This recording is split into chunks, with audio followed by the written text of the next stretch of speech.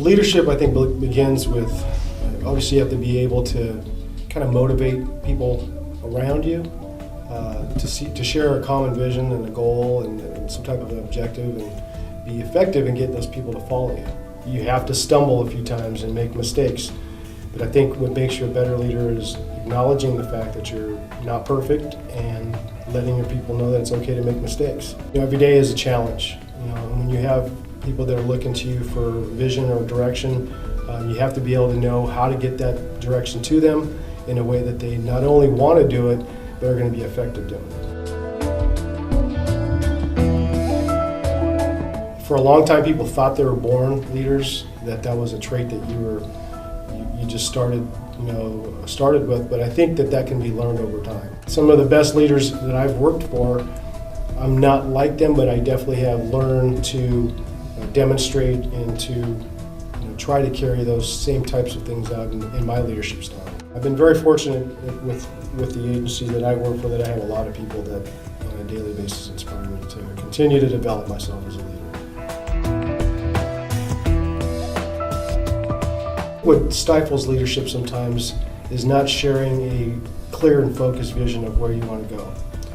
If you don't know where you're going to take your team or your group, it's going to be very difficult to keep them on task, to keep them on that goal, to getting to where you need to be. You can't really be an effective leader if you don't know where you're going, because the folks that are there to try to get there with you, they're going to sense that. In this kind of business that I do, it's 99.9% communication. If you can communicate what you need to get done, you're going to go far. We follow people that we feel comfortable with, that we feel are looking out for our best interests. And leaders is looking out for the larger good rather than his individual gain. And people know that. People like to feel a connection. So you really have to love the people that you're working with. There has to be accountability at all levels, including myself. I've told people that work a couple levels below me that, I expect to work harder than they are. Just because I am a couple levels up doesn't mean I get to put my feet up on the desk and read the newspaper.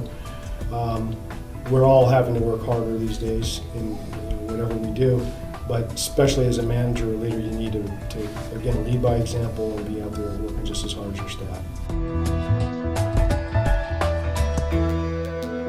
A kid can go anywhere he wants to these days if he's got a great leader for a teacher or instructor. A lot of kids are involved in sports and after-school activities, and I strongly believe that that's also another strong area for leadership, and finding somebody that you look up to, mimicking those things about that person that you like, and hopefully those are going to be traits and skills that you'll be able to pass on to others around you.